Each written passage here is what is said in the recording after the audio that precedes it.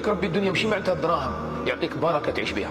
وإن عطاك البركه والله ما تسحق حاجه، والله تعيش في نعيم وتعيش في سعاده. ولذلك من وجد الله ماذا فقد، ومن فقد الله ماذا وجد. الانسان اللي عنده ربي والله هو تنحي له كل شيء غير يعيش ما شاء الله. والله هو يعيش سلطان، عنده ربي نحي له الدنيا كلها.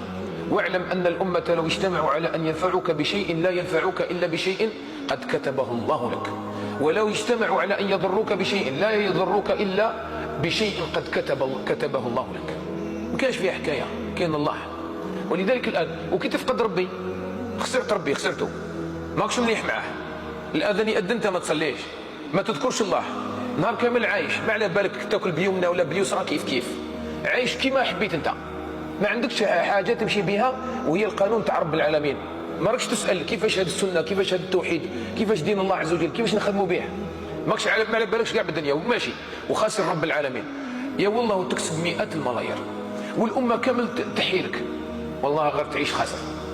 ربي يعافينا ويعافيك، لانك فقدت واحد الكون كله يمشي تحت يده، وفقدت واحد هو الخالق لهذا الكون، وفقدت واحد هو راه يقول لنا وان من شيء الا عندنا خزائنه. ربي قالنا شوف، تحوس على الزين، تحوس على المال، تحوس على السعاده، تحوس على التوفيق، تحوس على الايمان، تحوس على اي حاجه، الخزائن راهي عند مولانا، المفاتيح راهي عنده.